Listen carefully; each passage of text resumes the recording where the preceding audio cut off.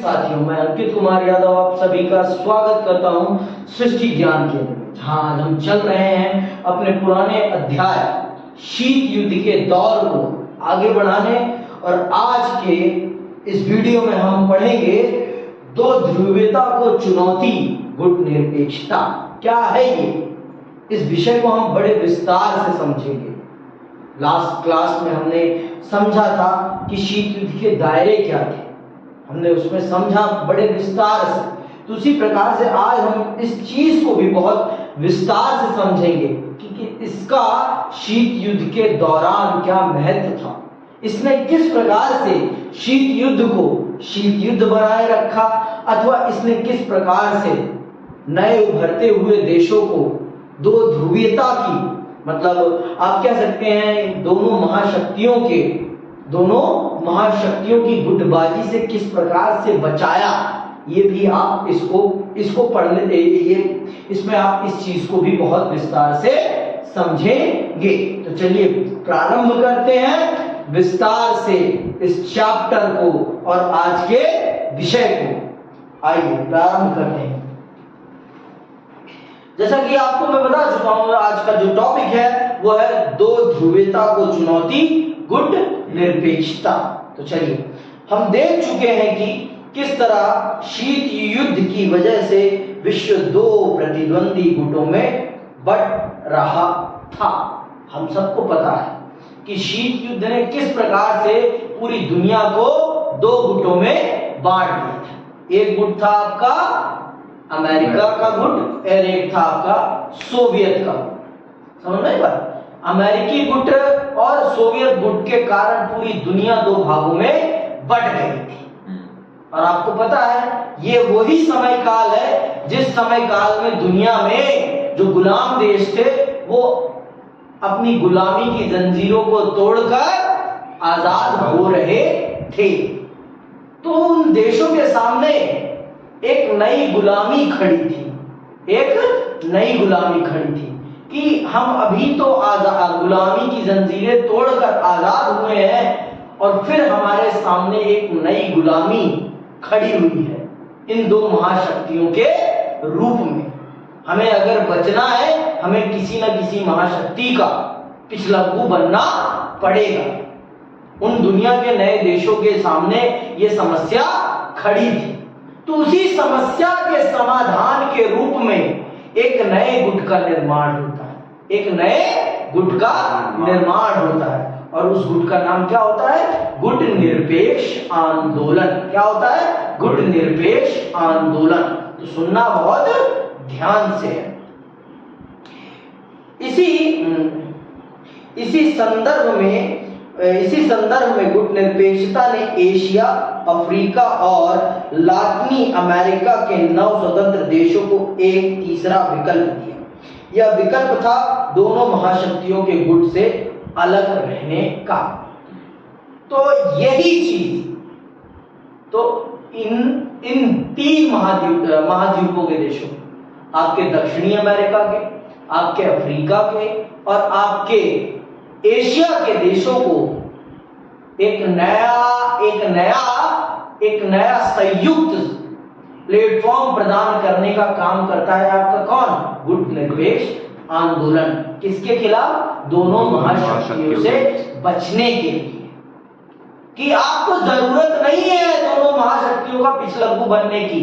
आप अपना खुद का एक संगठन बनाइए तो आपको महाशक्तियों के पास पीछे जाने की जरूरत नहीं पड़ेगी। तो इसी चीज को ध्यान में रखते हुए गुट निरपेक्ष आंदोलन का निर्माण होता है। ये किन देशों का संगठन है? ये उन देशों का संगठन है जिन देशों ने गुलामी सही थी और वो पुनः गुलामी के कुचक्र में नहीं जाना चाहते थे। तो उन्होंने सोच समझ के एक नए संगठन का निर्माण किया, जिस संगठन को क्या नाम दिया गया? गुट निरपेक्ष आंदोलन, नॉन अलायंस मूवमेंट। क्या नाम दिया गया? नॉन अलायंस मूवमेंट, या कहिए गुट निरपेक्ष आंदोलन। समझ में आई बात? आगे सुनो। गुट निरपेक्ष आंदोलन की जड़ में यूगोस्लाविया के जोसेफ ब्रास टीटो, भारत के जवाहरलाल नेहरू और मिस्र के गमाल अब्दुल नासिर की दोस्ती थी। इन 3 लोगों की दोस्ती ने गुट निरपेक्ष आंदोलन को जन्म दिया। इन 3 लोगों की दोस्ती है, जिसमें हमारे प्रथम प्रधानमंत्री पंडित जवाहरलाल नेहरू का भी बहुत बड़ा योगदान है। पंडित जवाहरलाल नेहरू अंतरराष्ट्रीय मामलों में बहुत ही ज्यादा चतुर व्यक्ति थे, बहुत ही ज्यादा शार्प माइंडेड व्यक्ति थे। आज भी भारत उन्हीं की विदेश नीतियों के इर्द गिर्द घूमती है। आज भी भारत की जो विदेश नीति है ना, उनके द्वारा दिखाए गए रास्ते पर ही चल रही है आज भी। उसमें कोई खास अंतर नहीं आया। समझ में आई बात? तो आप ये समझ लीजिए कि पंडित जी कितने दूरदर्शी व्यक्ति थे, कितने दूरदर्शी, कि आज उनकी दूरदर्शिता का परिणाम है कि हमारा दुनिया के सभी देशों के साथ कितना अच्छा मैत्रीपूर्ण व्यवहार है। आज हमें दुनिया में जो सम्मान मिल रहा है ना, उस सम्मान को दिलाने में पंडित जवाहरलाल नेहरू का ही सबसे बड़ा योगदान है। उन्होंने ही वो पेड़ लगाया था, वो बीज बोया था, जिसके कारण आज हमारे देश को अंतरराष्ट्रीय स्तर पर इतना गौरव मिल रहा है, इतना गौरव मिल रहा है। उस बीज को बोने का काम पंडित जवाहरलाल नेहरू ने किया था। समझ में आई बात? पंडित जवाहरलाल नेहरू ने बोया था वो बीज, जिसका आज हम फल खा रहे हैं। एक दिन में ये दोस्तियां नहीं बनी है दुनिया के इतने सारे देशों के साथ।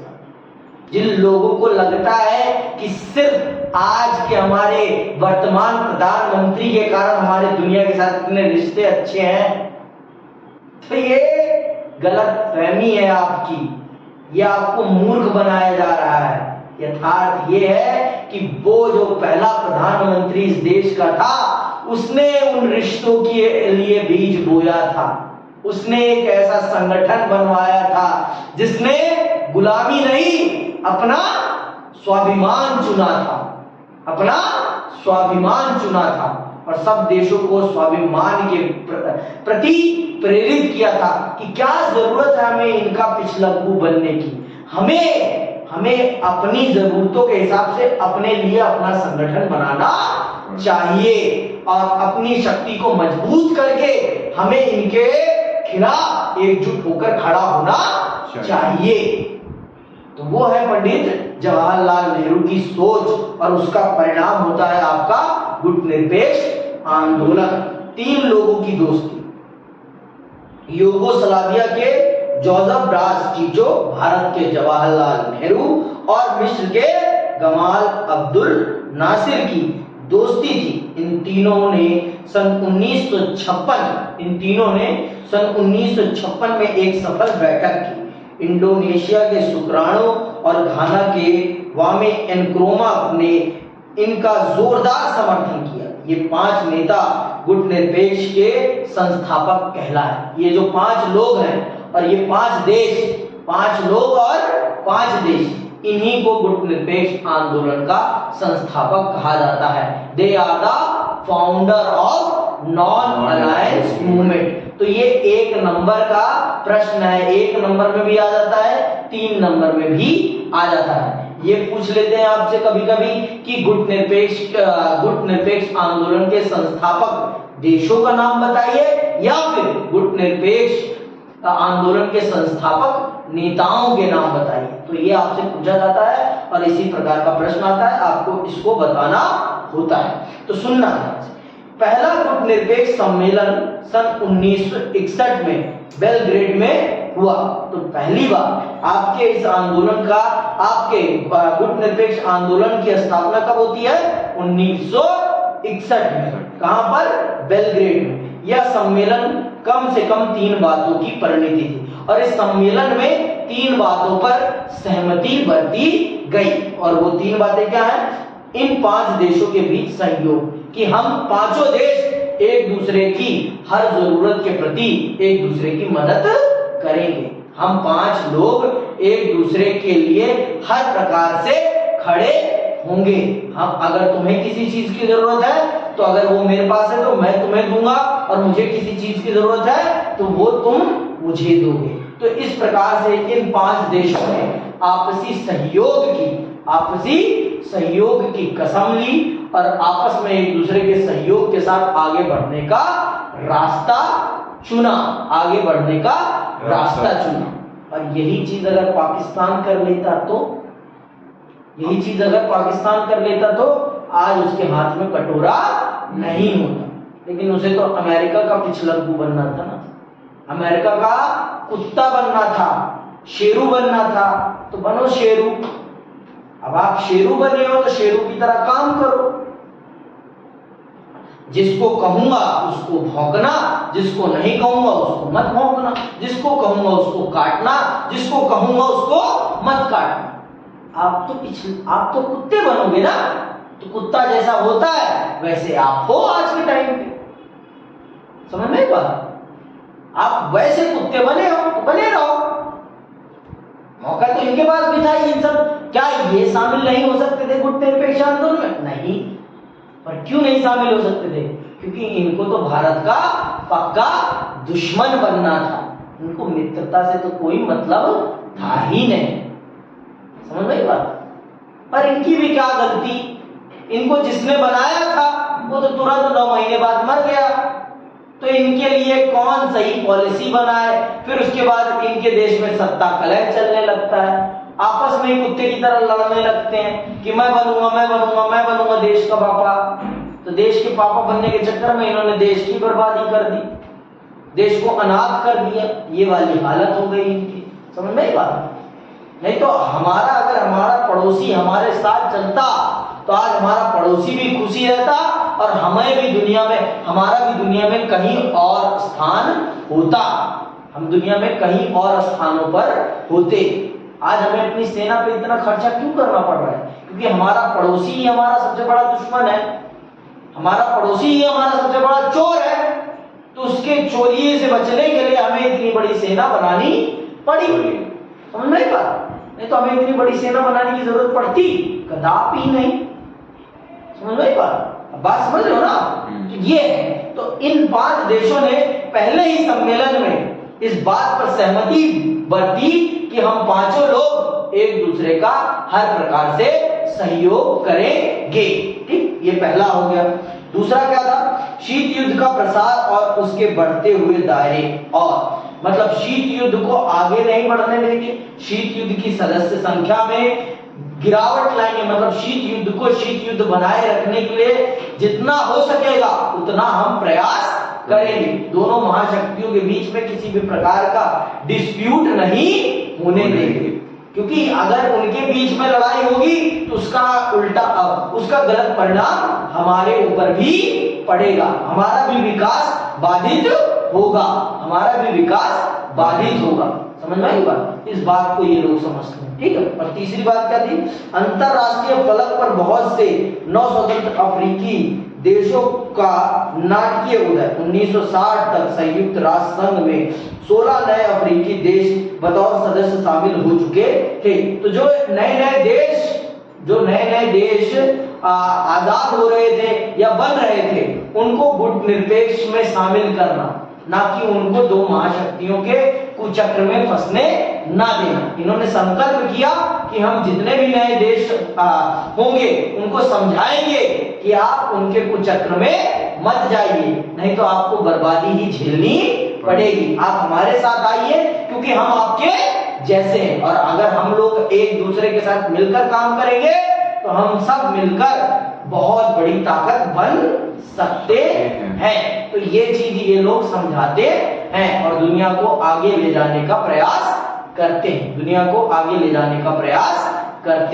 हैं। समझ में आई बात कि नहीं आई? आई?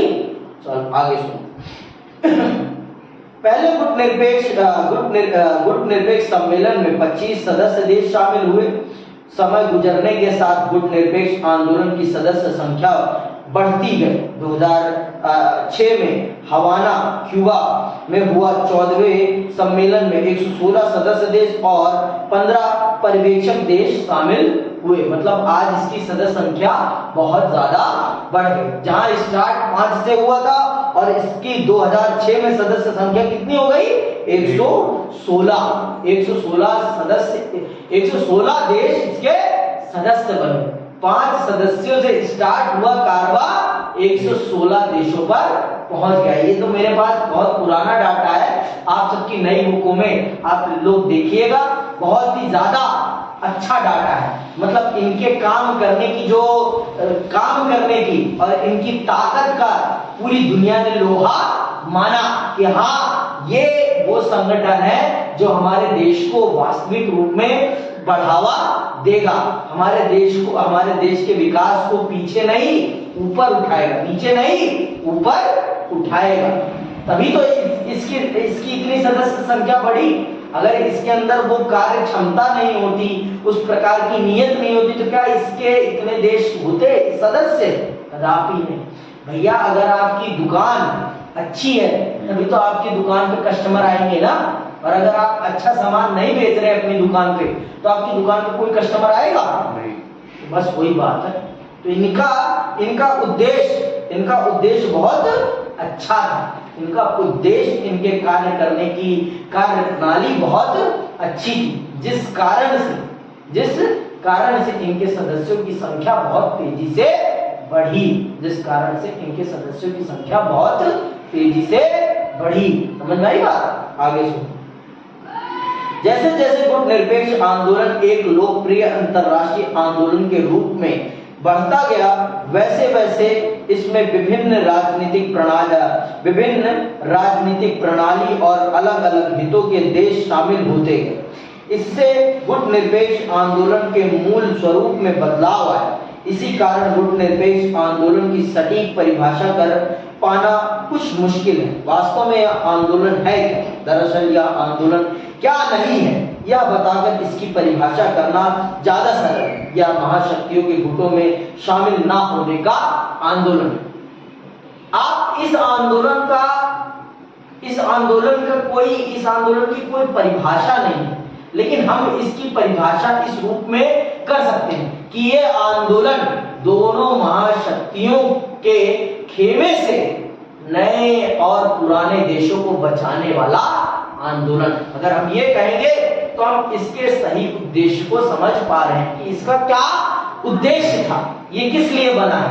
इसका निर्माण सिर्फ इसलिए हुआ जिससे कि जो नए नए देश हैं वो महाशक्तियों के पिछलग्गू न बनकर अपनी जरूरतों के हिसाब से अपनी नीतियों का निर्माण करें और अपने देश को चलाएं। गुट निरपेक्ष आंदोलन का निर्माण इसलिए हुआ जिससे कि शीत युद्ध की खेमेबाजी से बचा जा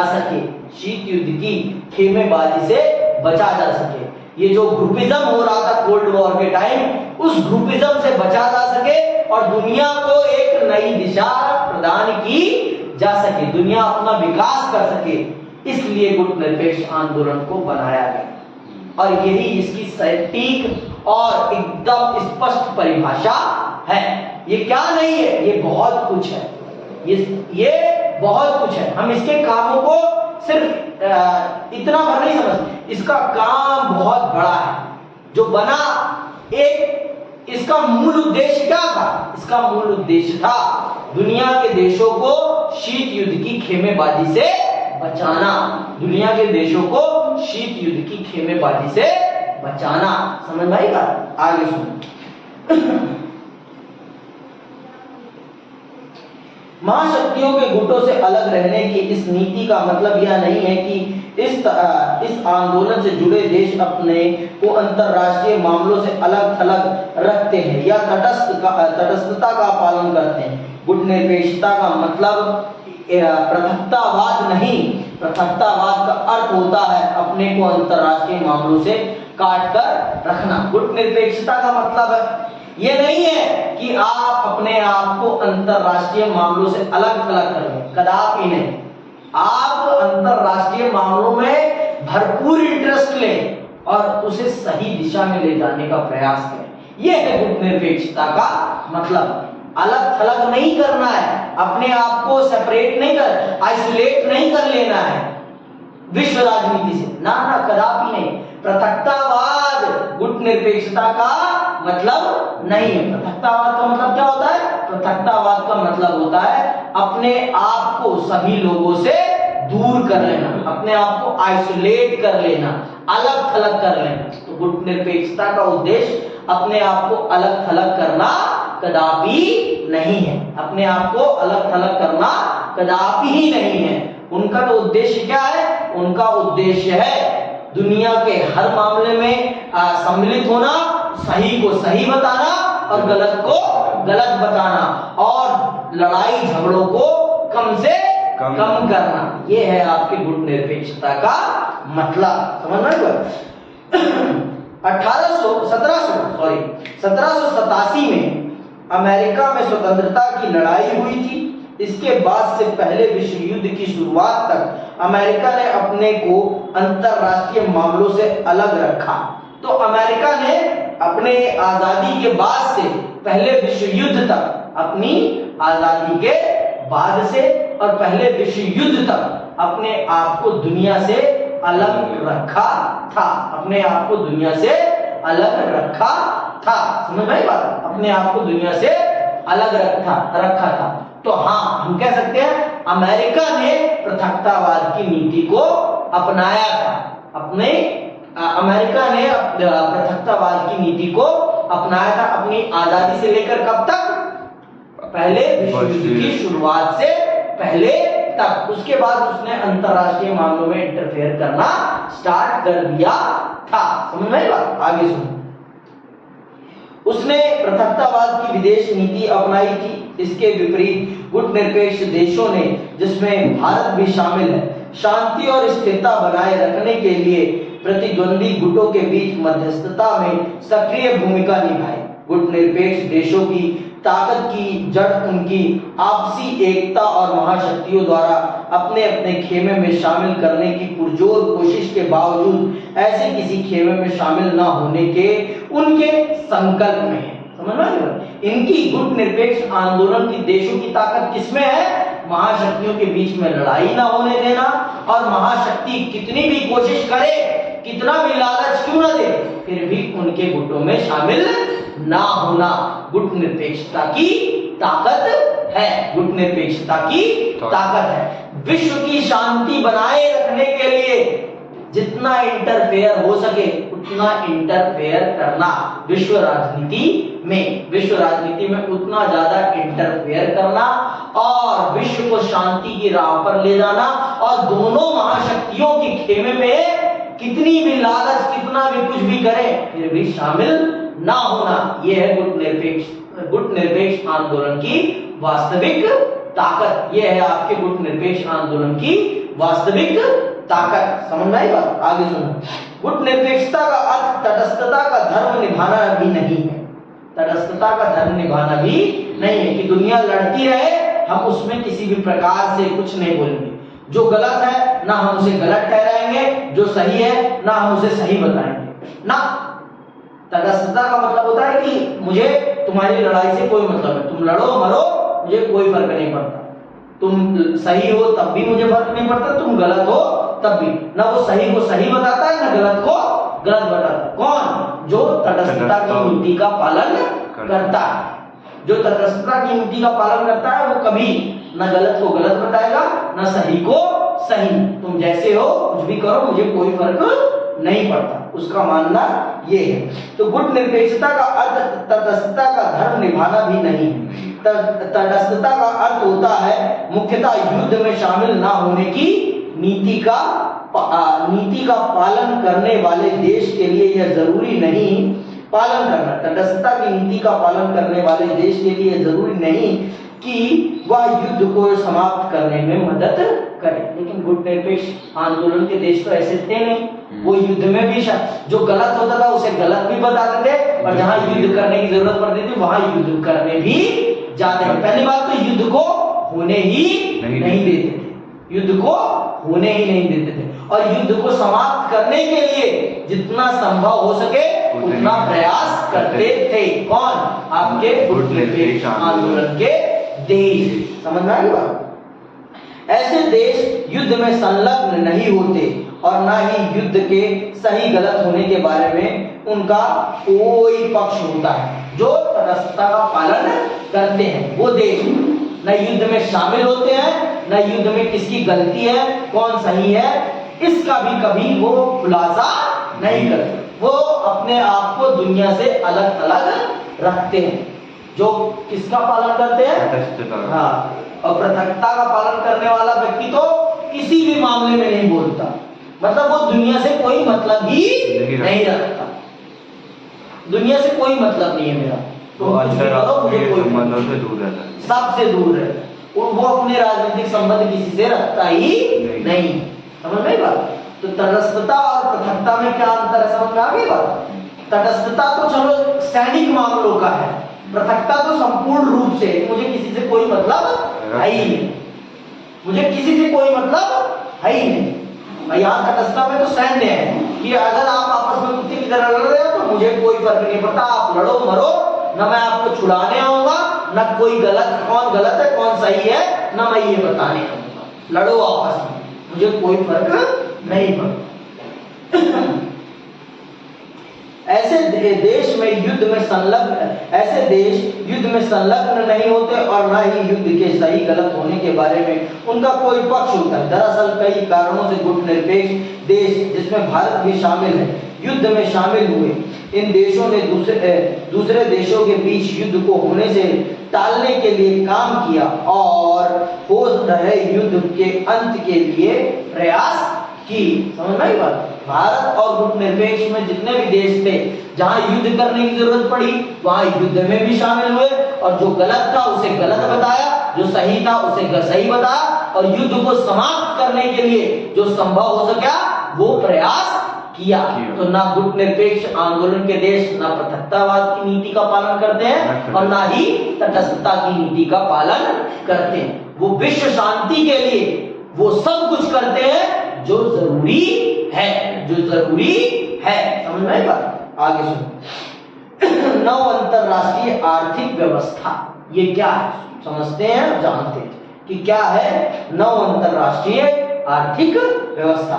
गुटनिरपेक्ष देश शीत युद्ध के दौरान महज मध्यस्थता करने वाले देश भर नहीं थे, ये मीडिएटर देश ही नहीं थे, ठीक है। गुटनिरपेक्ष आंदोलन में शामिल अधिकांश देशों को अल्प विकसित देश का दर्जा मिला। अल्प विकसित मतलब under develop, under develop, under develop मतलब अभी आपने अपने देश के विकास को सिर्फ स्टार्ट ही किया है, अभी आप विकास स्टार्ट करने वाले देश, मतलब आप विकास के रास्ते पर भी अभी सही से नहीं है, ठीक। इन देशों के सामने मुख्य चुनौती आर्थिक रूप से और ज्यादा विकास करने तथा अपनी जनता को गरीबी से उबारने की। 9 स्वतंत्र देशों की आजादी के लिहाज से भी आर्थिक विकास महत्वपूर्ण था। बगैर टिकाऊ विकास के कोई देश सही मायनों में आजाद नहीं रह सकता।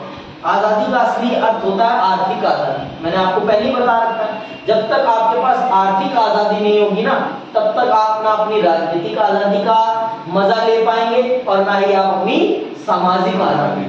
अगर आपको अपनी आर्थिक और सामाजिक आजादी का अच्छे से लाभ उठाना है तो आपके पास आपकी आर्थिक आजादी का होना बहुत जरूरी है। आपके पास आपकी आर्थिक आजादी का होना बहुत जरूरी है। बिना आपकी आर्थिक आजादी के आप लंबे समय तक अपनी आजादी को प्रोटेक्ट नहीं कर सकते किसी भी बड़ी आर्थिक शक्ति से। और उस समय में तो कदापि नहीं, जब दो महाशक्तियां आपस में वैचारिक युद्ध लड़ रही हो तो, समझ रहे हो, वैचारिक युद्ध लड़ रही हो तो, समझ रहे, उसी का खामियाजा पाकिस्तान को भुगतता है। वो आर्थिक आजादी ज्यादा दिन तक सस्टेन नहीं कर पाता, वो आर्थिक रूप से अमेरिका के ऊपर क्या हो जाता है, डिपेंडेंट हो जाता है। अमेरिका उसे भीख देने लगता है और वो उसी भीख पर जीने लगता है। अमेरिका उसे भीख देने लगता है तो वो अपने देश के विकास के, आर्थिक विकास के लिए नीतियां बनाना ही छोड़ देता है। उसको हथियार भी अमेरिका दे रहा था, उसको पैसे भी अमेरिका दे रहा था, तो उसे कोई जरूरत ही नहीं था अपने देश में फैक्ट्री लगाने की। मुफ्त में देश चला रहा था, और आज उसी का परिणाम है। उसके देश में ना कोई फैक्ट्री है, ना कुछ भी नहीं है। समझ रहे बात? अगर आपको लंबे समय तक जीवित रहना है ना, तो अपनी आय का साधन आपको खोजना ही पड़ेगा। अगर आपके पास आपकी कमाई का साधन नहीं है ना, तो आप लंबे समय तक सरवाइव नहीं कर सकते। समझ रहे बात? अगर आपको लंबे समय तक सरवाइव करना है, तो आपको आपकी आर्थिक आजादी प्राप्त करनी ही पड़ेगी। समझ में बात? तो इन देशों के साथ सामने भी यही चुनौती थी। किन देशों के साथ? आपके इन गुटनिरपेक्ष आंदोलन के देशों के साथ। क्योंकि इनको तो जिन देशों ने इनको गुलाम बनाया था, उन्होंने इन्हें गन्ने की तरह गाड़ लिया, गन्ने की तरह चूस लिया, इनके प्राकृतिक संसाधनों का हद से ज्यादा दोहन किया था। भाई कहां भारत एक समय सोने की चिड़िया था, अंग्रेज आए और इसे लूटकर चले गए। अंग्रेज आए और इसे लूटकर चले गए। किसकी गलती से? हमारी गलती से कि हमने उन्हें आने दिया, हमने उनकी कुनीतियों को नहीं समझा। समझ लो, कहते हैं ना, घर का भेदी लंका ढाए। तो हमारे देश के लोगों ने ही हमारे देश को लुटवाने में बहुत बड़ी भूमिका निभाई थी। ठीक है, आगे सुनो।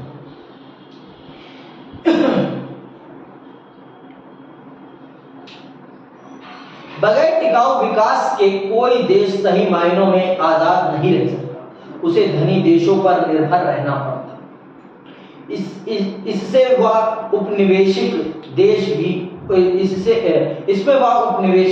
भी हो सकता था, जिससे राजनीतिक आजादी हासिल की गई। समझ में भाई? अगर आप आजाद हुए थे, और अगर आप टिकाऊ विकास मतलब आर्थिक विकास को जल्दी से ग्रैप अप नहीं करते, तो आपको पुनः किसी न किसी बड़ी शक्ति से मदद मांगनी पड़ सकती थी, और कहीं वो शक्ति हो जाती जिसने आपको गुलाम बनाया था, तो आपके लेने के देने पड़ जाएंगे।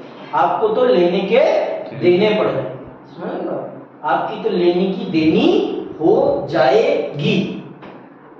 ये बात जान, अगर आप सही से ग्रैप अप नहीं करते अपनी आर्थिक विकास को, आपके लेने की देनी पड़ जाएगी। आपको समझ में आएगा?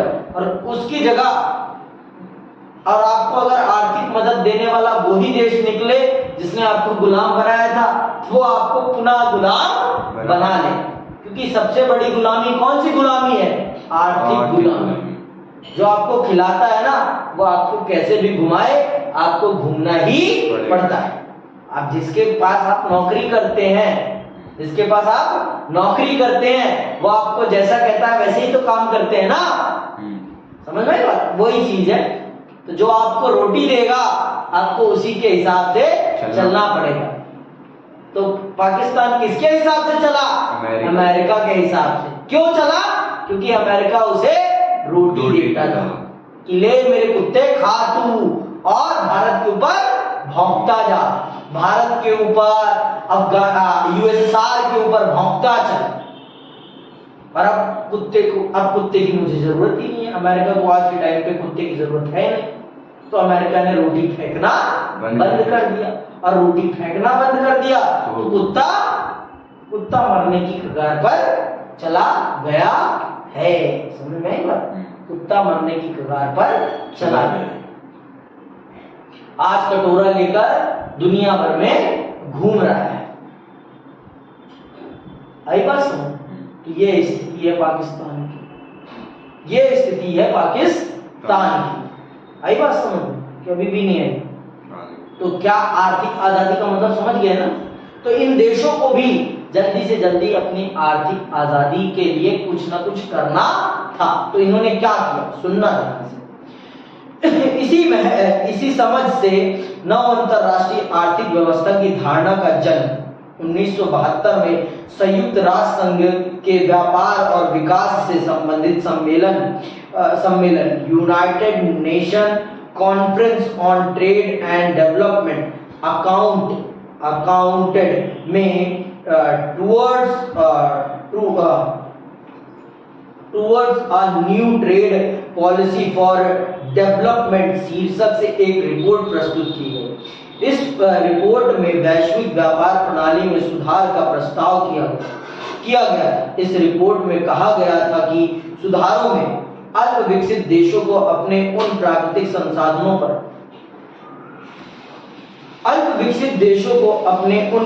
संसाधनों पर नियंत्रण प्राप्त होगा जिसका दोहन पश्चिम के विकसित देश करते हैं। समझ रही बात? अरे भाई मुझे अब ये आप ये कह सकते हैं कि ये जो संयुक्त राष्ट्र संघ था इसने हमारे लिए ये जो नई आर्थिक नीति बनाई, ये किसके कहने में बनाई? ये अमेरिका के कहने में बनाई, जिससे कि ये जो देश थे, जिन देशों से इन्होंने आजादी हासिल करी थी, वो पुनः इनके देशों में घुस सके और इनका आर्थिक दोहन पुनः प्रारंभ कर सके। आप भाई मेरा प्राकृतिक संसाधन तो आपको क्या जरूरत है बताने का? अब आप कौन होते हैं कि मुझे बताने वाले कि मेरे पिताजी आप कौन होते हैं भाई? मेरे पिताजी हैं, ये बात तो मुझे पता ही है। आप क्यों बता रहे हैं? आप ये व्यवस्था करें कि ये हमारे प्राकृतिक संसाधनों का दोहन ना कर सके, मतलब ये हमारे पिताजी को ना मारे और हमारे प्राकृतिक संसाधनों को किसी भी प्रकार से दोहन ना करें अपने विकास के लिए। इस चीज को सुनिश्चित करो ना, लेकिन आप तो वो करोगे नहीं, आप वो कभी भी नहीं करोगे। अच्छा एक बात बताओ, आप अगर किसी का विकास करना चाहते हो तो आप उसे रोज भीख देकर, मुफ्त में पैसे देकर उसका विकास कर सकते हो कि उसे शिक्षा देकर उसका विकास कर सकते हो? उसको शिक्षा देकर, उसको केपेबल बना के ना, कि वो खुद अपने लिए कमा सके। लेकिन आप तो वो कर ही नहीं रहे हो, आप तो हमें भीख दिला रहे हो। भीख से कितने दिन है इंसान क्या हो जाता है? इंसान हरामखोर हो जाता है कि मुफ्त का पैसा मिल रहा है, जिएंगे आसानी से। पाकिस्तान इसका सबसे अच्छा उदाहरण पाकिस्तान को जब तक मुफ्त का पैसा अमेरिका से मिल रहा था तब तक पाकिस्तान बहुत खुला खर्चा कर रहा था। लेकिन जब अमेरिका ने पैसा देना बंद कर दिया, उसकी जरूरत खत्म हो गई तो उसने पैसा देना बंद कर दिया। हो गया बंटाधार किसका? पाकिस्तान। पाकिस्तान के बर्बाद होने के पीछे यही कारण था कि उसने अपने आर्थिक विकास के लिए कोई अपना सही आर्थिक नीति नहीं बनाई, इसीलिए वो बंटाधार के तरफ चला।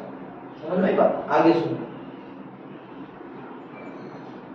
अल्प विकसित देशों की पहुंच पश्चिमी देशों के बाजार तक होगी, वे अपना सामान बेच सकेंगे और इस तरह गरीब देशों के लिए यह व्यापार फायदेमंद है। एक बात बताओ मुझे, आप हमें विकसित देशों के बाजार में पहुंचा तो देंगे, लेकिन वहां हमारा सामान खरीदेगा कौन? हाँ बताओ। अब मेरे पास इतनी अच्छी गुणवत्ता का सामान ही नहीं है कि लोग वहां पर मेरी गुणवत्ता के सामान को खरीदें। अब भैया आप मुझे अपने घर में आने की अनुमति देंगे तो मुझे भी तो आपको अपने घर में आने की अनुमति देनी पड़ेगी ना। तो अगर आप मुझे पश्चिम के देशों के बाजार में परमिशन दिला रहे हैं तो इसका मतलब है कि पश्चिम की कंपनियों को भी मुझे अपने देश के बाजार में आने देना पड़ेगा। मैं वहां जाऊंगा, मेरा सामान तो बिकेगा नहीं, लेकिन आपका सामान यहाँ पर धड़ल्ले से बिकेगा। क्यों बिकेगा? क्योंकि मैं आपकी गुणवत्ता को अभी कंपीट कर ही नहीं सकता। पहली क्लास के बच्चे का 12वीं क्लास के बच्चे के साथ कोई कंपटीशन है नहीं।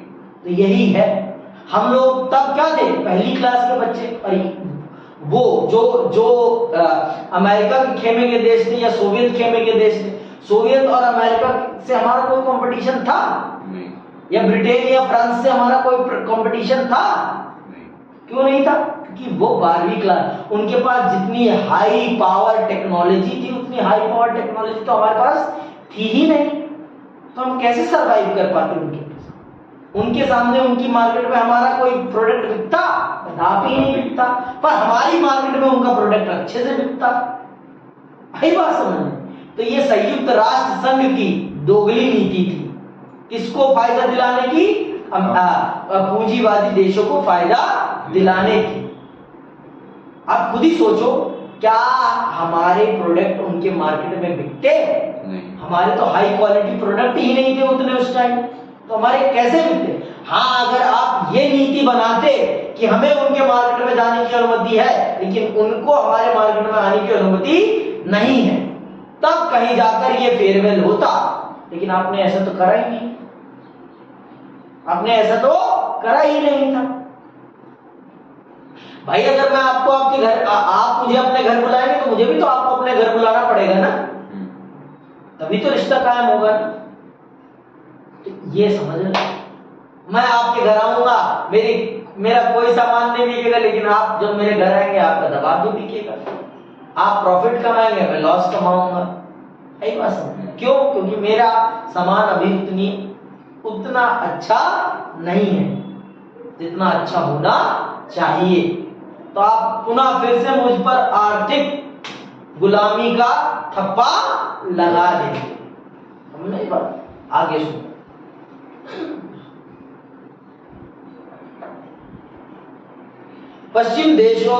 पश्चिमी देशों से मंगाई जा रही प्रौद्योगिकी की लागत कम होगी।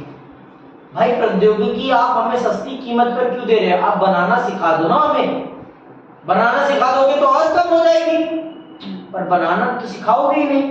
क्यों नहीं सिखाओगे? क्योंकि अगर हम बनाना सीख गए तो आपसे हम खरीदना बंद कर देंगे, तो आपकी कमाई बंद हो जाएगी। तो इसलिए आप हमें प्रौद्योगिकी, नई टेक्नोलॉजी बनाना तो नहीं सिखाओगे, बेचना जरूर सिखाओ, खरीदना जरूर सिखाओगे सस्ती कीमत पर। अरे यार, अगर वही चीज आप हमें बनाने का ज्ञान दे दोगे वो तो और सस्ता हो जाएगा हमारे लिए, वो तो और सस्ता हो जाएगा। ये संयुक्त राष्ट्र संघ की तगड़ी पक्की दोगली नीति है, जिससे कि पश्चिम के देशों को, इन देशों, अल्प विकसित देशों के बाजार में आकर अपने सामान को बेचने का, अपनी मार्केट को फैलाने का, अपनी संस्कृति को फैलाने का मौका मिल सके, और अपनी डोमिनेंस बनाने का मौका मिल सके। समझ में बात? कोई भी मुझे ऐसा ब्रांड बता दो ड्रिंक्स के मामले में जो कोको कोला को बीट करता। कोई सा नहीं। कोको कोला के कंपटीशन में कोई भी ब्रांड नहीं है। पेप्सी आता है लेकिन पेप्सी पिछड़ जाता है। जितना बड़ा ब्रांड कोको कोला है ना, उतना बड़ा ब्रांड कोई और नहीं। जितना बड़ा ब्रांड गूगल है, उतना बड़ा ब्रांड कोई और है? बताओ, इंटरनेट की दुनिया में है कोई? क्यों नहीं है? क्योंकि और किसी को मौका ही नहीं मिलता। गूगल पहले खरीद लेता। समझ में बात? तो ये है डोमिनेंस इनकी, ये है डोमिनेंस इनकी। फेसबुक अपने कंपटीशन में किसी को उतरने देता है? नहीं। जो उतरता है उसे खरीद ले, मोटा पैसा देकर खरीद लेता है। व्हाट्सएप भी खरीद लिया, इंस्टाग्राम भी खरीद लिया। समझ में बात? तो ये है इनकी नीति। ठीक है, कि किसी को भी अपने कंपटीशन में उतरने ही मत दो, किसी को भी अपने कंपटीशन में उतरने ही मत दो। समझ में? आगे सुनो। अल्प विकसित देशों की अंतरराष्ट्रीय आर्थिक संस्थानों में भूमिका बढ़ेगी। अरे हम अंतरराष्ट्रीय संस्थानों में भूमिका लेकर क्या करेंगे? हमारे देश के विकास के लिए अगर आप कोई मदद कर सके तो मदद करें। हमें भूमिका नहीं चाहिए। भूमिका का क्या करेंगे? पेट में खाना नहीं है, भूमिका लेकर क्या चाटेंगे? भूमिका पहले पेट में खाना आए, उसके बाद रिश्तेदारी नातेदारी देखी जाएगी। समझ में पर? आगे सुनो। गुट निरपेक्षता की प्रकृति धीरे धीरे बदली और इसमें आर्थिक मुद्दों को अधिक महत्व दिया जाने लगा। बेलग्रेड में हुए पहले सम्मेलन में आर्थिक मुद्दे ज्यादा महत्वपूर्ण नहीं थे। समझ में? पहला जो बैठक हुई थी, इसकी पहली बैठक में आर्थिक मुद्दे उतने महत्वपूर्ण नहीं थे, लेकिन धीरे धीरे आर्थिक मुद्दे ज्यादा महत्वपूर्ण हो गए और सारे मुद्दे पिछड़ते चले गए। क्यों आर्थिक मुद्दे ज्यादा महत्वपूर्ण हो गए? क्योंकि आर्थिक मुद्दों से ही सारी समस्याओं का जुड़ाव है।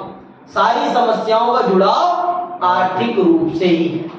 अगर आप आर्थिक रूप से मजबूत होंगे तो आप और सभी समस्याओं का समाधान कर सकते हैं और सभी समस्याओं का समाधान कर सकते हैं। इसके लिए आपको आर्थिक रूप से मजबूत होना बहुत जरूरी है। आगे सुनिए।